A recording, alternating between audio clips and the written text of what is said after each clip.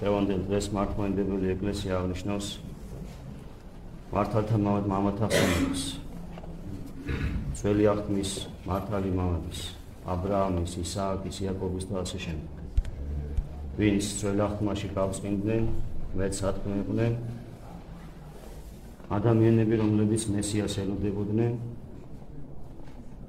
და მართალი ცხოვრებით ცხოვრობდნენ. წინასწარმეტყველები, მეფეები, მსაჯულები და ასე შემდეგ. დღევანდელი დღე და იმ წმინდათა ხსენება, ვისაც დღეს ეკლესია მოისმენებს, არის დამადასტურებელი იმისა, რომ მართლმადიდებლობის სარწმუნოება არის ძველი და ახალი აღთქმის ერთიანობა.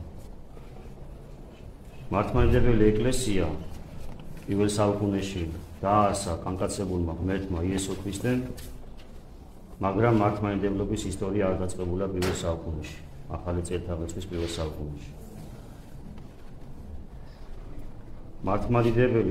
მართლმადიდებლური სარწმუნოება არის ყველაზე ძველი რელიგია. ჩვენ როდესაც ვამბობთ, რომ მართლმადიდებლობა არის ერთადერთი ჭეშმარიტება და ყველა სხვა სარწმუნოება არის მცდარი, ზოგჯერ გვეპასუხებიან, რომ თუ მართლმადიდებლობაა ყველაზე ძველი, მაშინ რატომ არის თუ მართლმადიდებლობა არის ჭეშმარიტება, მაშინ რატომ არსებობს უფრო ძველი რელიგიები? არ არსებობს. ყველაზე ძველი რელიგია არის მართლმადიდებლობა და მართლმადიდებლობის ისტორია იწყება იმ პერიოდიდან, როდესაც ღმერთმა დაიწყო სამყაროს შექმნა, როდესაც ღმერთმა შექმნა ადამიანი. იქიდან მოყოლებული მართლმადიდებელ ეკლესიას არაფერი არ შეუცვლია, არც ძველ აღთქმაში და არც ახალ აღთქმაში. ძველი აღთქმის მართლები, ვის ხსენებასაც დღეს ეკლესია აღნიშნავს, ისეთივე თავგამოდებით იცავდნენ მართლმადიდებელი სარწმუნოებას, როგორც ახალ აღთქმაში ვიცით მოწამეების ცხოვრებიდან. როგორც ახალ აღთქმაში უამრავი მოწამეა ქრისტესთვის და ისინი უარს ამბობდნენ, რომ კერპებისთვის თაყვანი არ ეცათ, კერპებისთვის მსხვერპლი არ შეეწირათ. წმინდა მოწამეებს ეუბნებოდნენ, რომ მოდი არ უარყო შენ ქრისტე, დარჩი შენ სარწმუნოებას, ესეთი შემთხვევებიც იყო. მაგრამ მოდი და ჩვენ კერპს საკმეველი აუნდე. შენ ქრისტიანად დარჩი, მაგრამ ჩვენ კერპებს საკმეველი აუნდე, თაყვანი ეცი ჩვენ კერპებსაც და შენ დიდებით იცხოვე. მაგრამ მოწამეები ამაზე უარს აცხადებდნენ და ქრისტესთვის თავს იღებდნენ. ესევე იყო ძველ აღთქმაშიც. ადამიანები, რომლებიც მესიის მოლოდინში იყვნენ, უარს ამბობდნენ კერპებისთვის თაყვანისცემას. და ხშირად ესეთი შემთხვევები მთავრდებოდა მათი სიკვდილით, მათი მოკდინებით. რატომ აკეთებდნენ ამას მოწამეები? რატომ წირავდნენ თავს? რატომ არ ეთაყვანებოდნენ კერპებს? რატომ არ ეთაყვანებოდნენ სხვა რელიგიებს? იმიტომ რომ იცოდნენ, რომ ერთადერთი ჭეშმარიტება არის მართლმადიდებლობა, ერთადერთი ჭეშმარიტება იყო ძველ აღთქმაში ის ერთი ღმერთის თაყვანისცემა და მესიის მოლოდინი და სხვა ყველაფერი მცდარი სარწმუნოება. სახარებაში წერია, რომ ვერვის ხელეწიფების ორთა უფალთა მონებად, არცა მამონაისა, არცა მთისა. ადამიანი ან ღმერთს ემსახურება, ან მამონას, ანუ ეშმაკს. რა თქმა უნდა, ძველი აღთქმის ის სწავლება, რასაც წმინდანები თავიანთი ცხოვრებით ადასტურებდნენ, ახალ აღთქმაშიდაც უცვლელია, რომ ადამიანმა სხვა სარწმუნოების სხვა რელიგიებს პატივი არ უნდა მიაგოს, სხვა რელიგიებს თაყვანი არ უნდა სცეს. წმინდა პავლე მოციქულიც გადმოგცემს თავის ერთ-ერთ ეპისტოლეში, რომ შეუძლებელია ნათლის და ბნელის ერთად ყოფნა, შეუძლებელია ღმერთის და ბელიარის ერთად ყოფნა.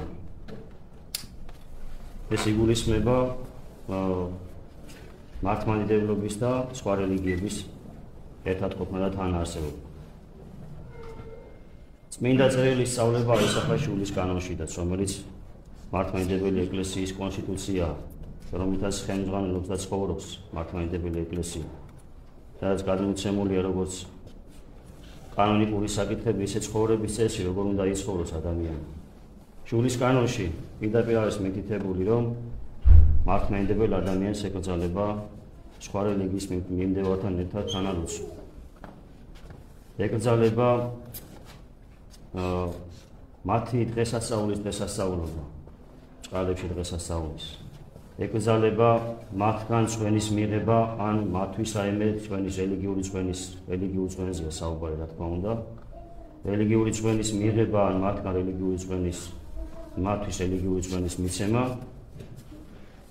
და რა თქმა უნდა თანაზიარებაზე ყველაზე მეტია საუბარი. არ შეიძლება მართლმადიდებელი ეზიაროს თქვათ ან კათოლიკესთან ერთად, ან პროტესტანტთან ერთად, ან პირიქით მართლმადიდებელმა აზიაროს თავის მსახურებაზე სხვა რელიგიის მიმდევარი, თუნდაც ის ფსევდოქრისტიანული რელიგიის მიმდევარი იყოს.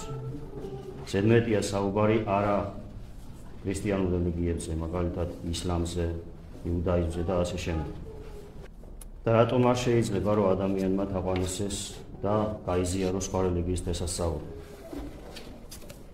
იმიტომ რომ როდესაც ჩვენ ულოცავთ მათ თავიანთ წყალებში დღესასწაულს, ჩვენც ნებსით თუ უნებლიეთ მათი სწავლების თანამონაწილე ხდებით, მათი სწავლების თანაზიანი ხდებით და ვეთანხმებით მათი რელიგიის რასაც ასწავლის მათი რელიგია. და არის რელიგიები, რომლებიც ქრისტეს საერთოდ უარყოფენ, არის რელიგიები, რომლებიც ქრისტეს კი აღიარებენ, მაგრამ ღმერთად არ აღიარებენ, არის რელიგიები, რომლებიც ქრისტეს დამახინჯებულად აღიარებენ. სახარებაში წერია, რომ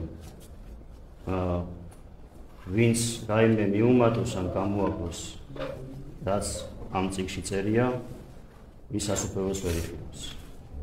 ვინც ამას მიუმატებს ან დააკლებს, არავის არ აქვს იმის უფლება სახარებას რაიმე დაუმატოს ან რაიმე გამოაკლოს, იმიტომ რომ სახარება არ არის ადამიანის დაწერილი.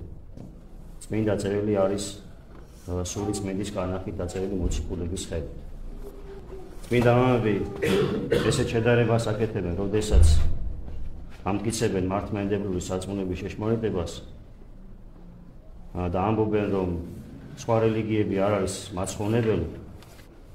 ესეთ შედარებას აკეთებენ, რომ აი როგორც 100 ლიტრი წყალში ერთ წვეთ შხამს ჩააგდეთ და ის წყალი უკვე მარგებელი აღარ არის, ისე როგორც ეს წყალი ვერ იქნება მარგებელი და ადამიანს მოწამლავს, ასევე რელიგიები, რომლებმაც თუნდაც ერთი მძიმე, თუნდაც ერთი სიტყვა შეცვალეს, დაუმატეს ან გამოაკლეს წმინდა წერილის, მათ მაცხოვნებელი მადლი დაკარგეს. ის თავის ფუნქციას ვეღარ ასრულებს, ფუნქციას, ანუ ადამიანი რელიგიამ რა უნდა უზრუნველყოს, რომ ადამიანს მიეხმაროს სულის ხონებაში. უზრუნველყოს ადამიანის სულის გადარჩენა. ეს არის პერიოდი, როდესაც იუდეველები აღნიშნავენ ხანუკას დღესასწაულს, წყალებში დღესასწაულს, ისევე როგორც როგორც სხვა რელიგიების, ასევე არ შეიძლება, რა თქმა უნდა, ადამიანმა მონაწილეობა მიიღოს ხანუკაში. ქრისტიანისთვის ეს ყოველად მიუღებელია. იუდაიზმი არის რელიგია, რომელმაც ქრისტე ჯვარზე გააკრა. არის რელიგია, რომელსაც ქრისტე ეზიზღება. ჩვენ ქრისტე მივიღეთ როგორც მესია. ქრისტე არის მესია, განკაცებული ღმერთი, რომელმაც გადაარჩინა კაცობრიობა და რომელმაც 60 კარები კვლავ გააღო. აი ძველი აღთქმის მართლები, რომელთა ხსენებასაც დღეს ჩვენ აღნიშნავთ, სწორედ ამ მესიას ელოდებოდნენ, სწორედ ქრისტეს ელოდებოდნენ. და ქრისტემ ამოიყვანა ისინი ჯოჯოხეთიდან და ქრისტემ გადაარჩინა ისინი. ამ მესიას უარყოფენ ისინი. და პირიქით შეიძლება რაიმე უარყოფდნენ, მაგრამ ეზიზღებათ, მეტსაც გეტყვით, რომ ის ეზიზღებათ ქრისტე. როგორ შეიძლება ქრისტიან ადამიანს, ქართველს რომელმაც ქრისტე ისე შეიყვარა, რომ შეისის ხორცა თავის ტრადიციებში, განავრცო თავისი ოჯახის სიყვარულში, ყველაფერთან ქრისტე და ყველაფერი ქრისტეს დაუკავშირა. მთელი ცხოვრება ქრისტეს დაუკავშირა და ქართველმა ერმა თავი გაწირა ქრისტესთვის.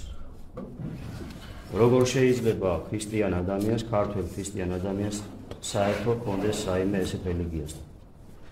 არ აქვს მნიშვნელობა ხანუკა რას ნიშნავს, რა ისტორია აქვს, ნებისმიერი დღესასწაული ბწყალებში, რომელსაც ესა თუ ის რელიგია აღნიშნავს, მართლმადიდებელმა ადამიანმა მასში მონაწილეობა არ უნდა მიიღოს. ის ხდება თანაზიარი იმ სწავლების, რასაც ეს რელიგია ასწავლის. და ჩვენ რომ ხანუკას აღნიშნავთ, ეს ნიშნავს, რომ ვეთანხმებით, რომ ქრისტე მესია არ არის, ვეთანხმებით მათ სწავლებაში, რაც დამახინჯებულად აქვს გადმოცემული, რა თქმა უნდა.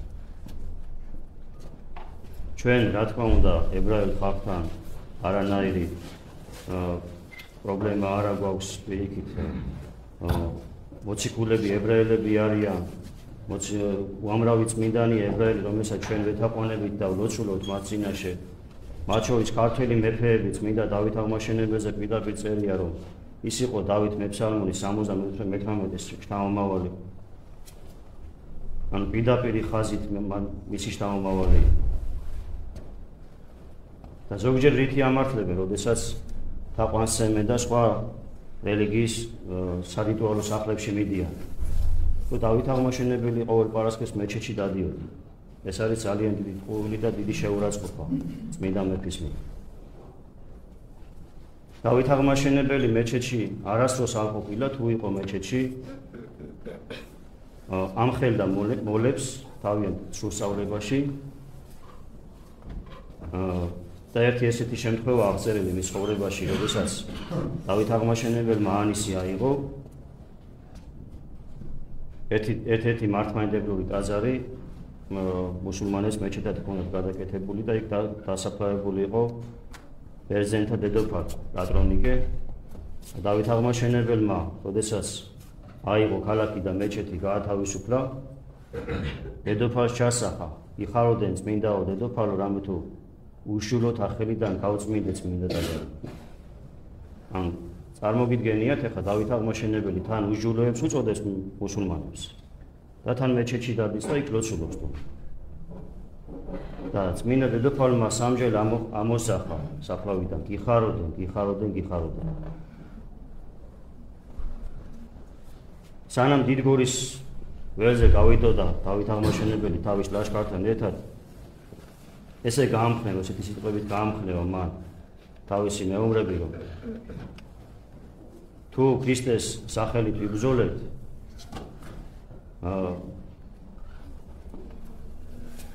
არათუ ეშმაკს, არამედ მათ ურიცხ მიმდევრებსაც კი ადვილად დავამარცხებთ. არ უბრალოდ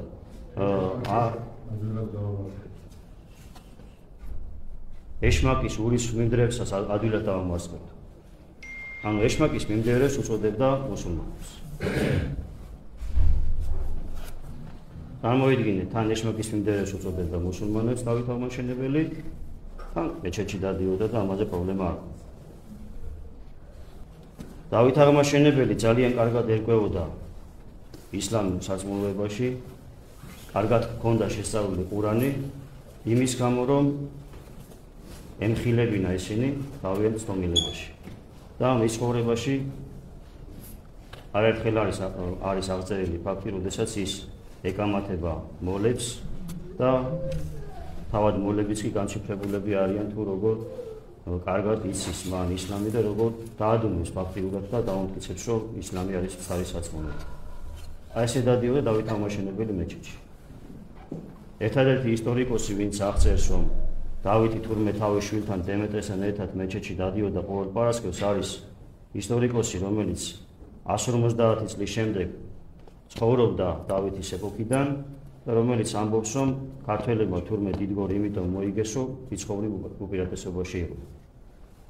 ჩვენ ვიცით, რომ არა მარტო ქართული, არამედ ევროპული წყაროების და სხვა ისტორიული ფაქტებიც ადასტურებენ, რომ 5-ჯერ მეტი მაინც იყვნენ მუსულმანები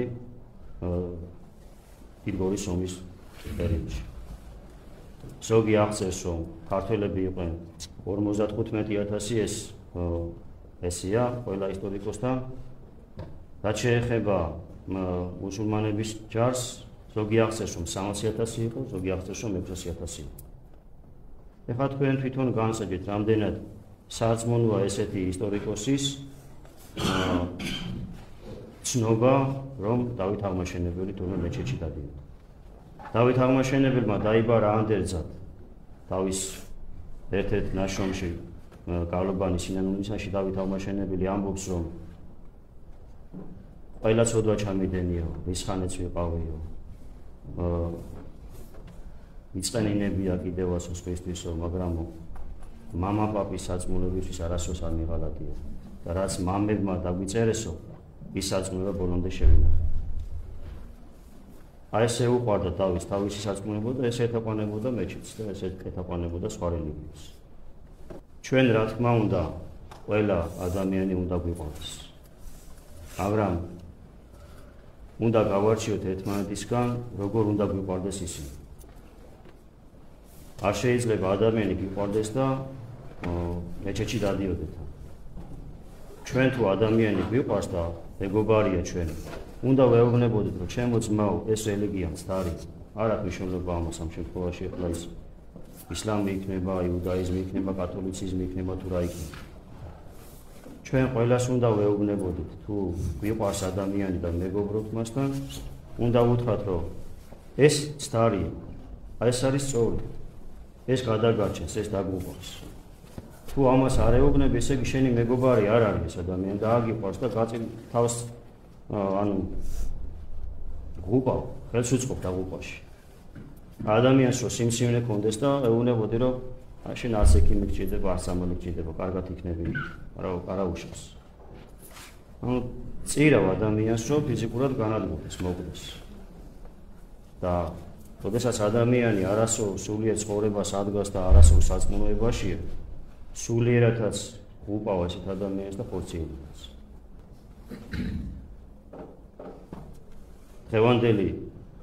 დღევანდელი პერიოდი და პერიოდში და ცხოვრობთ, ყველამ კარგად ძალიან ვიცით, განსასწრელი არც არასოდეს აკლდა ჩვენს ქვეყანას და ეხლა მით უმეტეს განსასწრელში ვარ.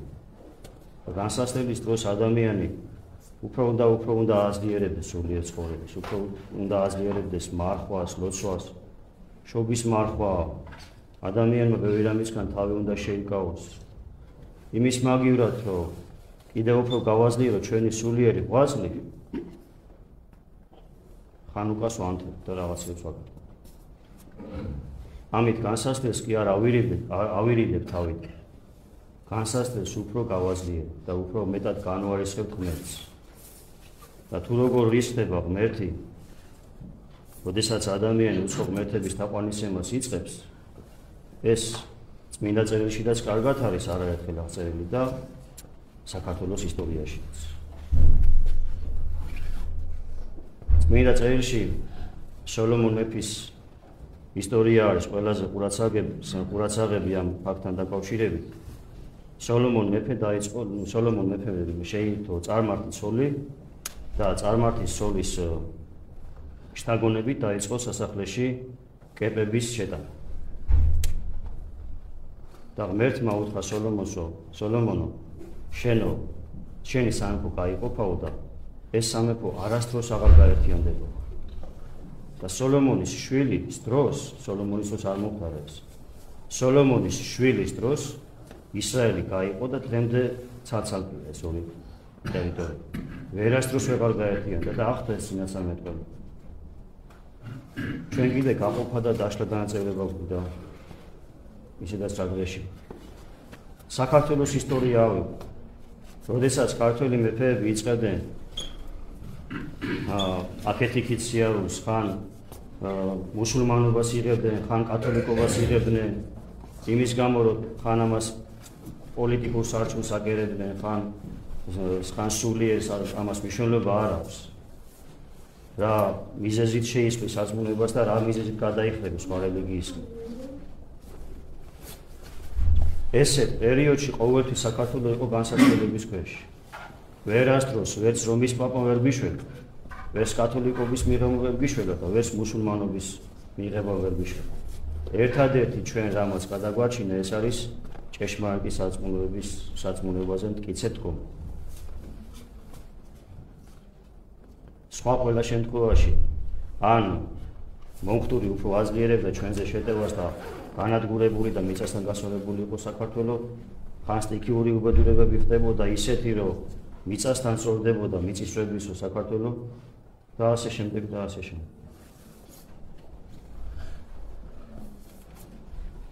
დავით აღმაშენებელს ესეთი დამოკიდებულება ჰქონდა მუსულმანებთან. ყველა უყვარდა როგორც მეფეს, იმიტომ რომ მეფე ვალდებულია თავის ქვეყანაში მცხოვრები განურჩევლად რელიგიისა, ასაკისა და სქესისა ყველა უყვარდეს. ყველა უნდა გვიყვარდეს, მაგრამ მით უმეტეს მეფეს. ყველა უნდა უყვარდეს და მათ ესე მიაგებდა პატივს, თუ ჩვენ პატივის მიიღება გვინდა სხვა რელიგიის ადამიანებისთვის. ესე მიაგებდა დავით აღმაშენებელი პატივს, რომ იმ ადგილზე, სადაც მეჩეთი იყო, აკრძალული ჰქონდათ ქართველებს ხორის დაბა. ქართველებს არ ჰქონდათ უფლება მათთვის შეურაცხყოფა მიეყენებინათ, დაემცირებინათ მათი რელიგიისთვის რაღაც უპატიო ან რამე ისეთი დამცინავად ეთქვათ. აი ესე მიაგებდა პატივს დავით აღმაშენებელი. მაგრამ ყველამ იცოდა, რომ დავითი მართლმადიდებელი იყო და კიდე უფრო უყვარდათ მუსულმანებსაც ამ სიმართლის გამო. ჩვენ თუ სიმართლეს ვიტყვით და ჩვენ თუ ჭეშმარიტებაზე მტკიცედ ვიდგებით, მერთიც უფრო შევიყვარებს და ადამიანიც უფრო შევიყვარებს. თუ დავიწყებთ ლავირებას და აქეთ-იქით სიარულს, რომ ამა თუ იმ მიზეზით სხვა რელიგიების თაყვანისცემას, მაშინ მერთიც განგვირისხდება, ადამიანსაც ეჭვი შეეპარება ჩვენ გულწრფელობაში. ღმერთმა დაიფარო ჩვენი სამშობლო, ღმერთმა შეგვაძლებინოს, რომ ჭეშმარიტ სარწმუნოებაზე ვიდგეთ ბოლომდე და არასდროს არ ყოფილიყოს ისეთი შემთხვევა, არავის მხრიდან არ აქვს ამას მნიშვნელობა, ვინ იქნება ერში იქნება, ფერში იქნება თუ თავრობაში იქნება, რომ უცხო რელიგიებისთვის ვეცეს თაყვანი. ღმერთმა